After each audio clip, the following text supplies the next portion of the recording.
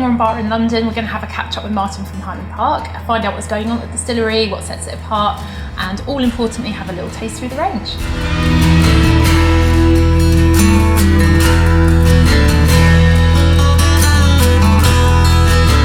Martin, thank you so much for taking the time to chat us through all things Highland Park today. I know you're in London for a flying visit. So. Yeah, but it's my pleasure. It's a topic I love talking about, so I'm very happy to be here. Fantastic. I thought we've got 3 beautiful whiskies that I'm really excited to have a taste of shortly. But kind of set the scene for us a bit. Like Highland Park's up on Orkney, and it's one of only 2 distilleries up there, and it's really far out of the way. It's one of the first distilleries I visited, so I genuinely love it.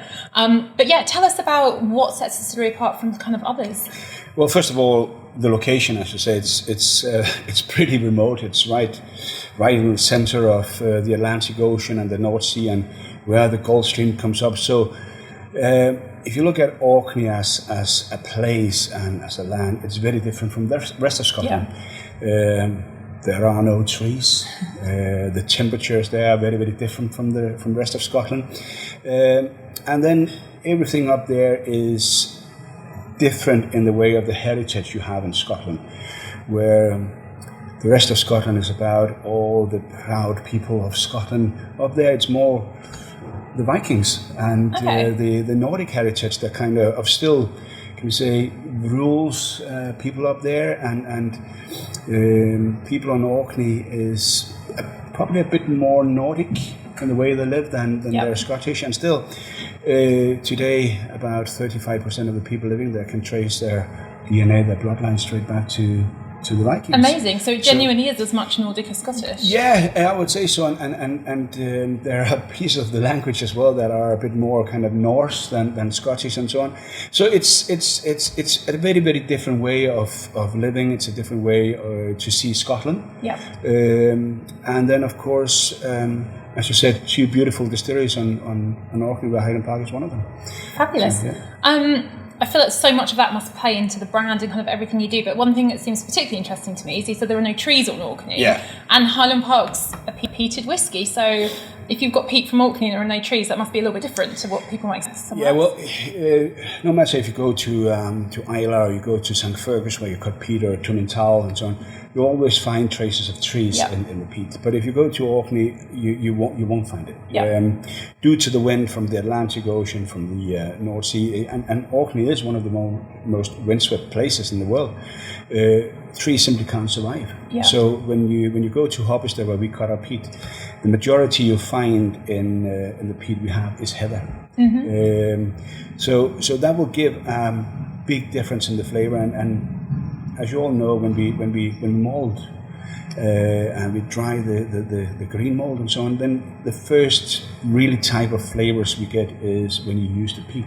Yeah. And this is where we get kind of an aromatic peat smoke, more honey, more heather, not so much of the iodine medicinal flavor you find on the beautiful Islay distilleries, but more a sweet, smoky flavor, which sets us a little bit apart. Amazing. Would you get that on the 12-year-old, I guess? The slightly definitely, yeah. So with the 12-year-old, you'll find a lot of sweetness to begin with, and then it goes over to be a bit more fruity, but then at the end, you'll get this DNA of Highland Park that we really, really like, and that's the honey, the heather, and this very gentle smoke that slowly, very, very slowly, kind of just come crawling on the back of the tongue.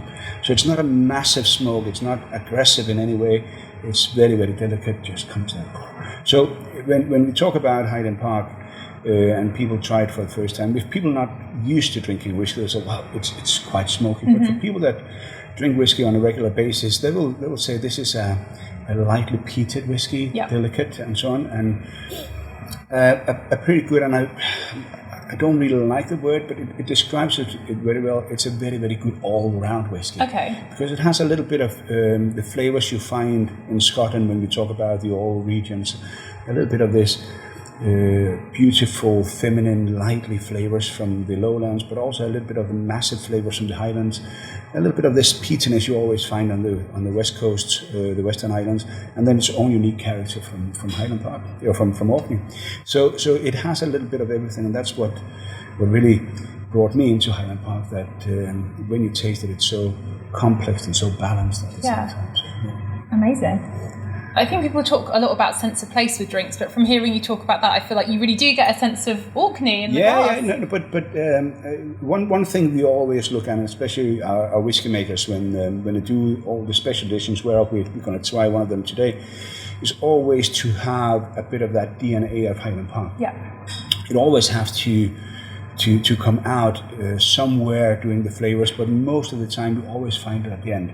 So it might be that you find a lot of fruitiness if you use port wine cask or Rioja cask, as we do in new Twisted Tattoo and so on. You always find this heavy honey flavors coming at the end, and that's the DNA of Highland Park that we actually never go wrong with, no matter if it's single cask. It's always there. Amazing. And you kind of need to have a taste now. Yeah, let's try it. Yeah. Cheers.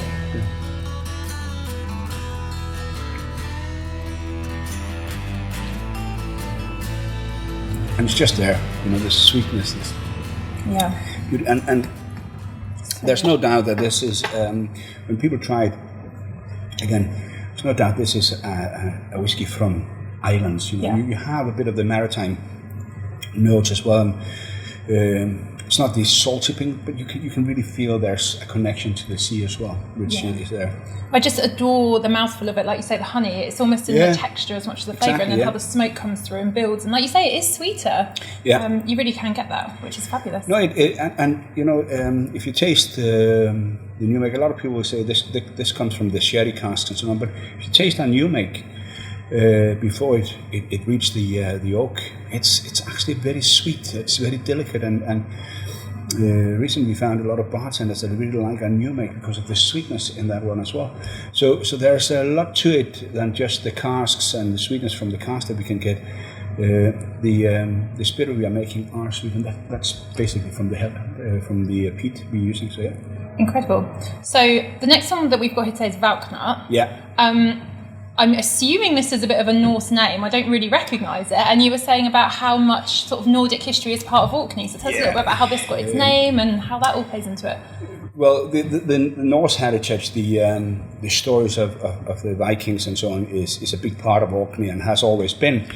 And it's something that we are proud to tell about. And we've done quite a few things with Vikings, both for travel retail, but also for special editions, and as you can see with our bottle designs and so on as well, we kind of go in that direction.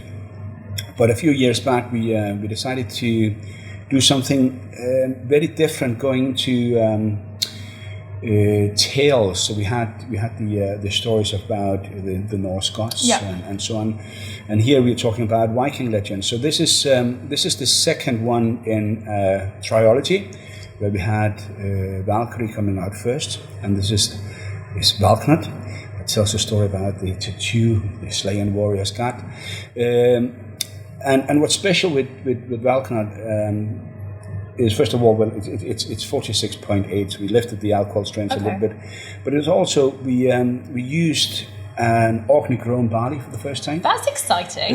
That's a barley really type called tartan. It's not all barley types that can grow on Orkney, especially not for producing alcohol. But this is quite short straw, so that survives. So we used that for a couple of years to make some spirit, and some of that spirit, some of the whiskey that's matured in the cask, is used in Valknut, which gives it a little bit more kind of sweet, crispy flavor as well. At the same time, every year we are producing a bit of heavily peated malt. We put that into casks on its own, and we used a proportion of that as well. So there's a little bit more peatiness and a little bit more smokiness comes out here, but it's still sweet, and you still get some tropical fruit. And if you compare it to the 12-year-old, we used mostly European oak sherry cask. Here we're talking about American oak, and there's a proportion of bourbon cask in that, which we like to do in some of the special editions, but there's a lot of the American oak sherry cask in this one. So you still keep some of the fruitiness you get from sherry cask, but you also get beautiful vanilla notes in this one here compared to the 12-year-old. Amazing.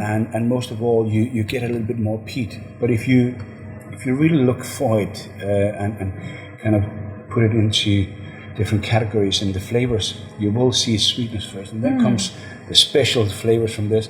but at the end you still get this beautiful heathery honey nose that comes out. It's amazing because immediately the nose is so different to the 12, but I can see that they're kind of related. They're cousins. Yeah, definitely. Yeah, it's more, when we talk about our range and say, well, 12 and 18 are brothers or sisters, but this is more like a cousin to the core range. It's a bit out of, if we can say, our comfort zone, but still where our whiskey maker can control our DNA and comes out at the end. So amazing. I'm so intrigued to taste it. I've not tasted this one before. And also, how hard was it to grow enough barley on Orkney? I know, well, we can't grow enough for our whole production, simply because, as I said, the wind and so on and can't give us enough, but it can give us enough for a few months every year to make these special editions. So for some years we got some local farmers to grow tartan barley for us. And we produced on that for some years, and turned out to be extremely good. It fits Highland Park really well, and especially if we put it into these special editions. And whether there's going to be one coming out in a few years, 100% matured with or produced on tartan barley, I'm not the one to say, but you can only guess. But it's really, really good liquid we have lying from the tartan barley, where we normally use concerto. Yeah. So, it's an exciting prospect, and we get to taste some of it now, I guess. Yeah, definitely. Yeah. So. Amazing.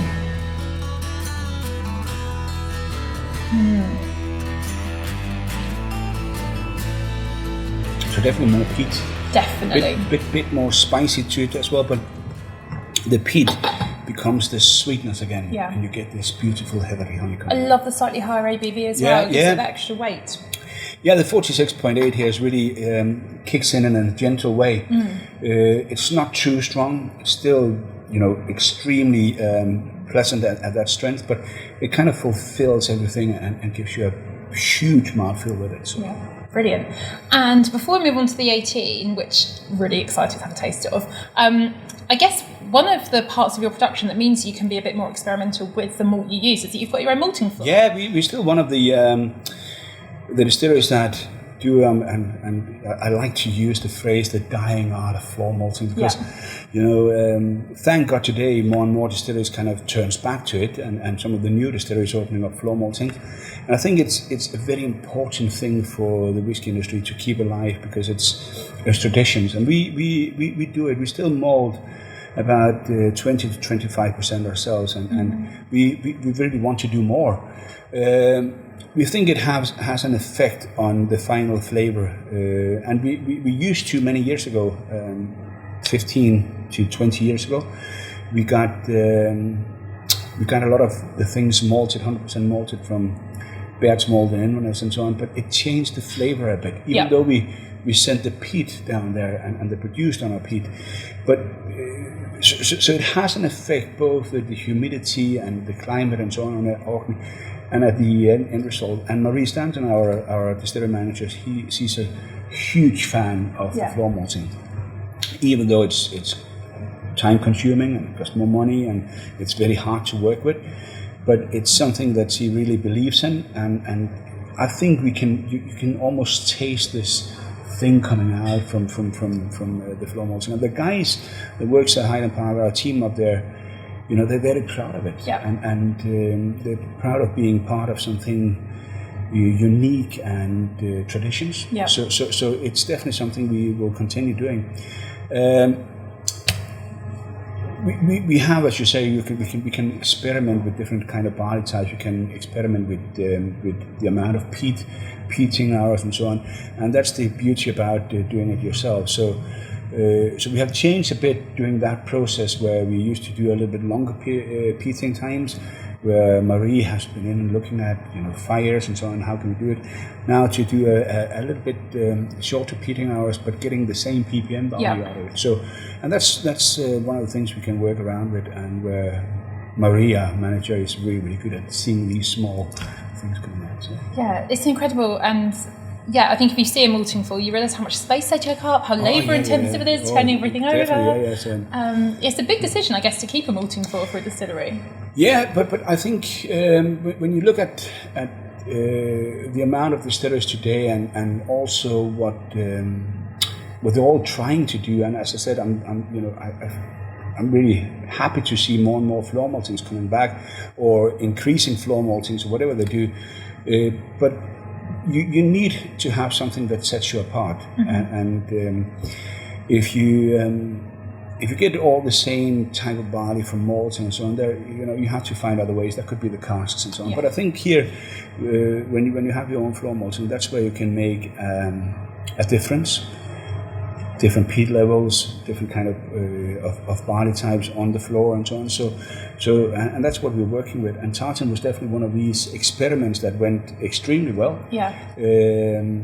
We had to learn how tartan germinated. It went much more fast than we had optic or concerto. So instead of having it 5 to 7 days, we sometimes only had it there for 4 days because it broke all the meters and so on. But so that's some of the beauties as well. And if whiskey was so easy to make, it would not be fun. Yeah.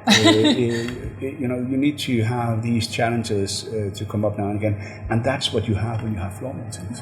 And that's what we and again. That's the beauty of whiskey. Yeah. And speaking of beauty of whiskey, beautiful whiskies, we've got the 18-year-old here, which is a real treat to get to taste. Yeah.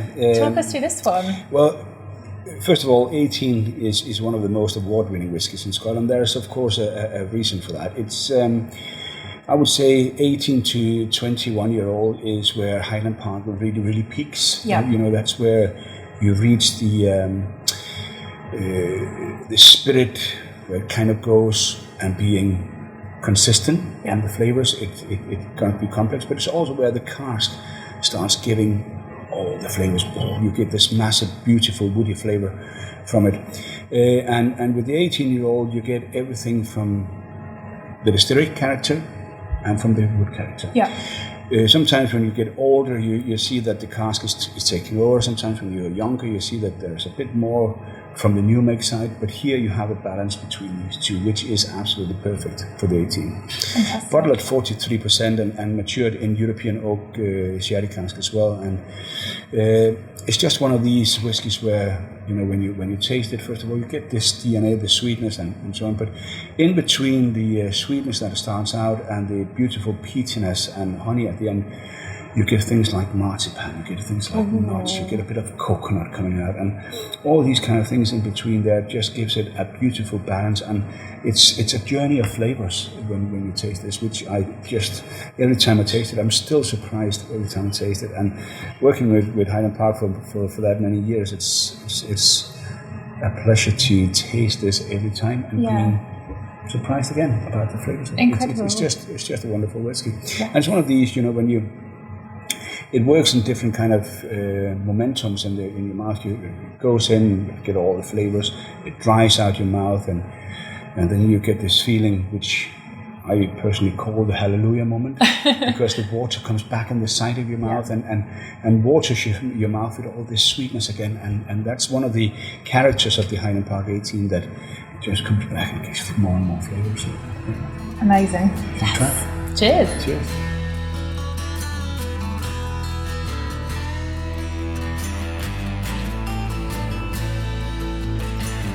The complexity of it is there straight away. Yeah. The finish is going on, but even when it's in your mouth, you're like, yes. It is complex, but it's so balanced, and it's very hard to talk because it just waters your mouth. Yeah. So the complexity is there, the balance is there, and it's very consistent. The flavors just comes out, and it's just a wonderful whiskey, and it's one of these, no matter where I go in the world, that's the whiskey that everybody says, yeah, we can have the 25 and we can have the 30, and they're all absolutely amazing whiskies, but most people come back and say, oh, the 18 is just, that's my favorite. We use that as a reference to everything else. Yeah. So we know we have product here that stands out quite a lot. So Well, it's incredible. Thank you for tasting us through it. And I know that we're in a bar in London and it's gorgeous, but I feel like for a moment we were transported up to Orkney. Yeah, well, I done my best. It's we're just missing the wind. Yes. But other than that, definitely. So with flavours like this, it brings you back to Orkney, and for me, travelling around the world, just having a nip of this and I feel at home. Yes. Which is good. So, takes you back there in an instant. Yeah, definitely. Martin, thank you so much. Well, thank you for having me. Thank you. Shutterstock